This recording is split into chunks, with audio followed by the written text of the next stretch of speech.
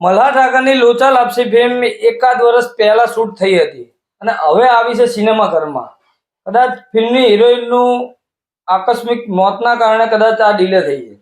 Hello મિત્રો, હું છું અમિત. તમે જોઈ રહ્યા છો સિનેમા શો. સિનેમા શો પર આજે રિવ્યુ કરીશું મલ્હાર ઠાકરની ફિલ્મ લોચા લાપસી. ફિલ્મની વાત કરીએ તો ફિલ્મ 1 કલાક અને 51 મિનિટની ફિલ્મ છે. યુએ સર્ટિફિકેટ ફિલ્મને મળેલું છે, એટલે ફૂલ ફેમિલી સાથે તમે જોઈ શકશો અને જોવા એવી પણ છે. આ ફિલ્મ થ્રિલર અને સસ્પેન્સ કોમેડી ડ્રામા ફિલ્મ છે. સચિન બ્રહ્મભટ્ટે ડાયરેક્ટ કરેલી આ ફિલ્મમાં મલ્હાર ઠાકર, વૈભવી ઉપાધ્યાય, ચેતન ધાનાણી, ચિરાગ વોરા જેવા કલાકાર તમને આ ફિલ્મમાં જોવા મળવાના છે. ફિલ્મની સ્ટોરીની વાત કરીએ તો સ્ટોરીમાં મલ્હાર ઠાકરની આસપાસ ફિલ્મ ફરે છે. મલ્હાર ઠાકરના પાત્રનું નામ છે ભાસ્કર જોશી. હવે આ ભાસ્કર જોશી એક એવું ડિવાઇસ બનાવેલું હોય છે જે ગમે તે લોકનું તાળું આરામથી ખોલી શકે છે. આ ડિવાઇસ લઈને નખત્રાણા એક કંપનીમાં જવાનું હોય છે બતાવવા માટે. જે ગાડી લઈને એ લોકો જતા હોય છે એ ગાડીને પંચર પડી જાય છે અને એમને એક બીજા વ્યક્તિ જોડે લિફ્ટ લેવી પડે છે. જે ગાડીમાં લિફ્ટ લે છે એ ગાડીમાં એક ગ્લાસ પડેલી હોય છે અને આગળ જતા પોલીસ વાળા એક લેડીઝને પણ એમાં બેસાડે છે અને એ લેડીઝ એક પોલીસ વાળાની વાઈફ છે.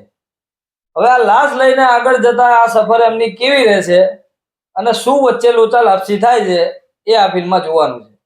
કહાની આમ જોવા જઈએ તો એકદમ કોમેડી કરતા સિરિયસ વધારે છે, સસ્પેન્સ વધારે છે, મિસ્ટ્રી વધારે છે.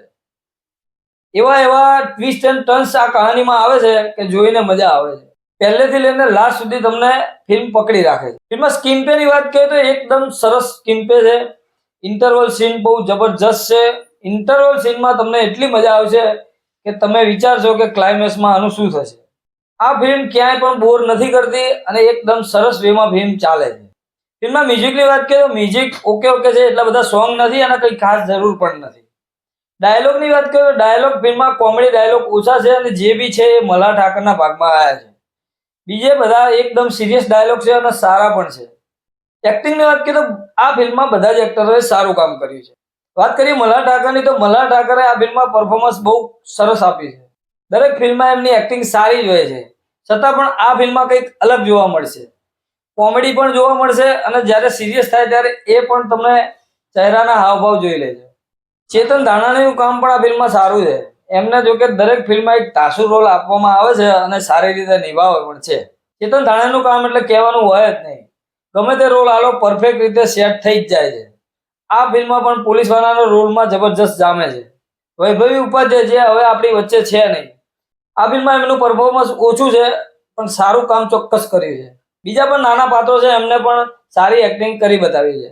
નેગેટિવ પોઈન્ટની વાત કરીએ તો ખાસ કંઈ નેગેટિવ પોઈન્ટ આ ફિલ્મમાં છે નહીં, છતાં પણ આ સ્ટોરી આટલી જબરજસ્ત હોવા છતાં પણ પહેલું તો ફિલ્મનું પ્રમોશન નથી થયું. બિલકુલ પ્રમોશન નથી થયું. આવી સ્ટોરી હોય તો પ્રમોશન જબરજસ્ત હોવું જોઈએ. કોઈ પણ કલાકારો ક્યાંય પણ પ્રમોશનમાં દેખાયા છે નહીં. મને તો તમને દેખાયો હોય તો કોમેન્ટ કરીને મને કહેજો.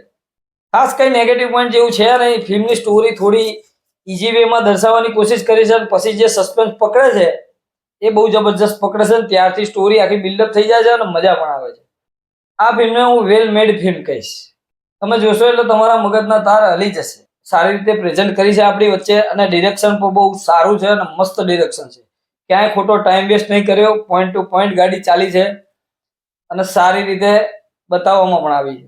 સસ્પેન્સ થ્રિલર કોમેડી ડ્રામા જો ફિલ્મ તમને ગમતી હોય તો આ ફિલ્મ તમને જોવાની ચોક્કસ મજા આવશે. અને જો મલ્હાર ઠાકરના ફેન હોય તો વિડીયોને લાઈક કરી દેજો, શેર કરી દેજો અને ચેનલને સબસ્ક્રાઇબ કરવાનું ના ભૂલતા, કેમ કે દરેક ગુજરાતી ફિલ્મોના રિવ્યૂ તમને આ ચેનલ પર મળી રહે છે. સિનેમા શો તરફથી આ ફિલ્મને 4 સ્ટાર. મળીએ મિત્રો નેક્સ્ટ વિડીયોમાં નવી ફિલ્મ સાથે સિનેમા શો પર.